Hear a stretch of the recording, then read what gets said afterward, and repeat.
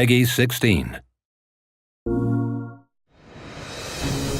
We have this opportunity that we wouldn't have had years ago to ship a game and then really collaborate with people outside the studio to figure out, like, what is the best version of that? Honestly, yeah, like we're building something the community has been asking for, and it's accumulation of everything that we believe the game needs to be.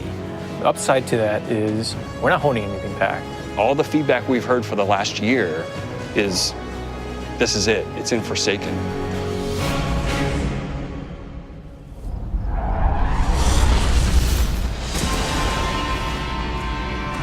We want this release to have a different tone and a different vibe. We sort of just embrace that Western revenge vibe. You're going to a darker place. You're going to take on a different role as a Guardian.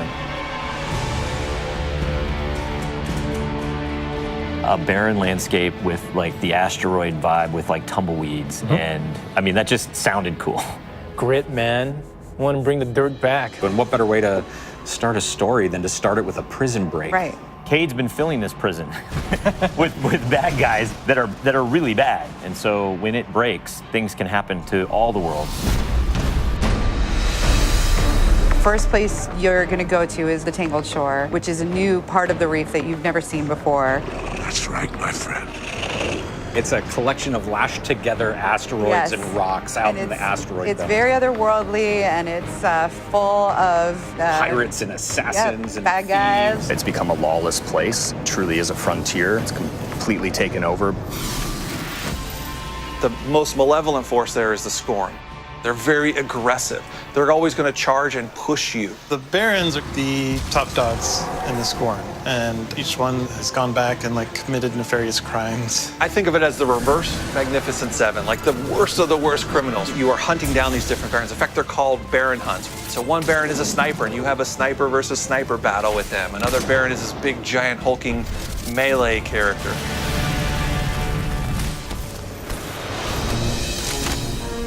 One of the things we're most excited about is the new weapon system. Hey, if you like Destiny 2, great, play that way. But if you like Destiny 1, great, play that way. But if you're crazy, why not 3 shotguns, right? Just for the fun of it. We need to have as many ways as possible, and then we need to have people fighting about it. Like, no, man, you f***ed up, you're taking the wrong weapons, or can I say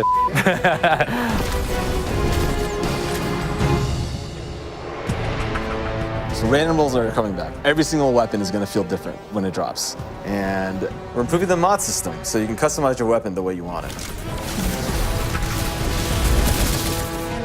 We've got a whole new Masterwork style system coming together where you actually are able to kind of move your levels up over time. And so there's investment back on the weapons again.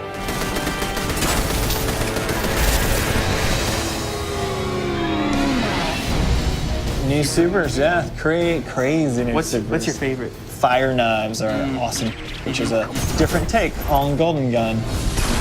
We took a lot of inspiration from Rise of Iron, cast that thing. You got a huge hammer now, and you slam that thing down, and it sends out this fire in front of you that then creates a fire tornado.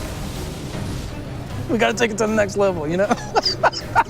The idea that anyone who plays, however they play, they're going to have some new way to engage. Yeah. I'm in love with the new Void Warlock.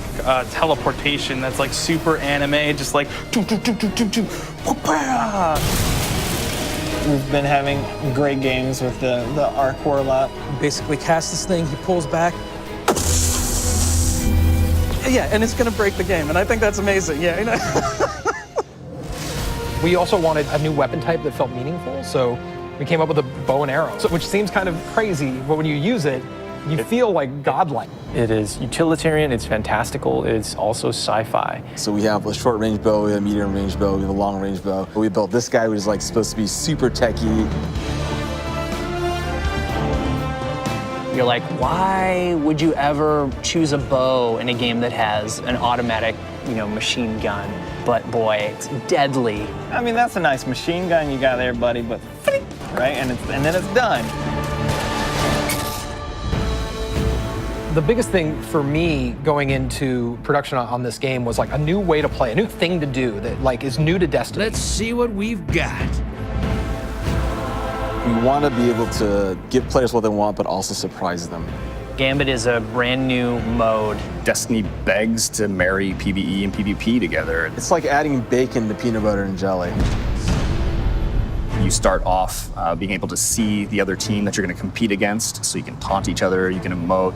Each team is in their own separate arena, and they're being assaulted by combatants. They're dropping motes for you to collect, you bank them. When you put them in your bank, you're gonna send a blocker over to the other side. That locks their bank down. They can't put motes into it until they take out that blocker. Filling up your bank with the motes is how you summon your primeval. You burn it down, that's it, round's over. The interesting part is that we allow one person from your team to go over to the other side and physically invade. I mean, I've seen people that just hate PvP. Like, the first time they invade and they get multiple kills, they'll come back and they'll be like, suck it! It's awesome. We leave the raid team alone. I mean, if you can't tell, like, we just kind of let them do their own thing. But We have Joe over there. For this next raid, we wanted to get back to the epic adventure where you're going out to slay a big monster again. This raid has more bosses than any raid we've ever had before, and we're really excited to get players in there. The raid is actually about more than just the raid. It's about the Dreaming City, the place that the raid exists. And it's an in-game destination that we've never done before. It's the awoken homeland. I could talk about the Dreaming City for hours. It's like if the Vault of Glass and Dreadnought had a baby.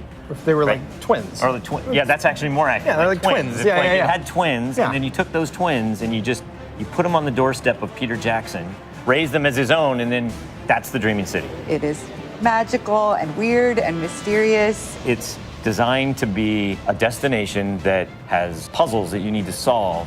A lot of hidden corners, lots of passageways that might not seem to exist the first time. And the raiders, they affect this destination. They change it for everyone. It's like this cyclical endgame place where there's just secrets and different activities that unveil over time. So the Dreaming City that you see at launch is not going to be the same Dreaming City 2-3 weeks later.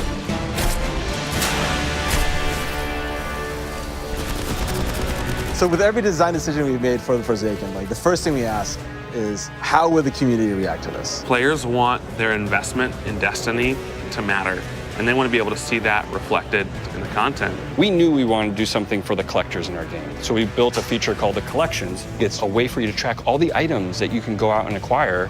There's so much gear in our game. There are 2,000 items you can get. Go get them. You can look at sets and you can say, I haven't filled out this set. What do I have to do to go get it? If I want to find like how many guns in the world, I can actually go look now. We also had a triumphs thing, which is just acknowledging your achievement. It like ties into records, it ties into lore. It's a thing that can help you drive like, hey, I want to do that. And if I do those things, I can get a title. Like I can have a title floating over my name that says that I'm a god or whatever. Not me, but like you. We want Forsaken to feel like a game that never ends. So we're going to reinforce the hobby and make the experience something that can be played night over night. We're changing the weapon slots. We're changing how the pursuits work. We're adding new features like the collections and the triumphs. We built Gambit. We've got a whole bunch of new weapons to chase, exotics that are really powerful. We have Lisa focusing on some sweet new exotic armor. Maybe we gone overboard, like dialed it too high. Ore to go out there and collect in the world, exotic armor pieces to go out there and hunt. We're working on armor perks, random rolls, new mod system, new subclass paths. We're making Forsaken for people who love Destiny. Making a game that we can all love, that is the goal. That's what we're gonna constantly be pushing towards, always. Everything we're building is through that lens. Destiny 2, available now. Get exclusive Destiny 2 content on PlayStation 4. For the players.